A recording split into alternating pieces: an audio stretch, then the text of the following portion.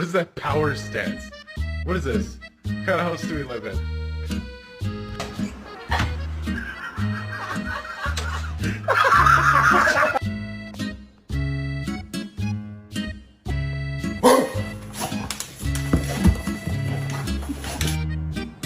Cody, did you make this mess?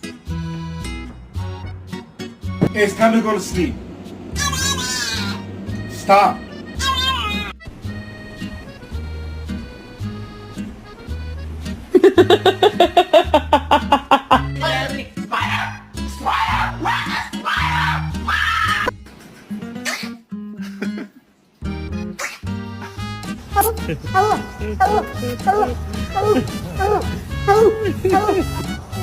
Hello.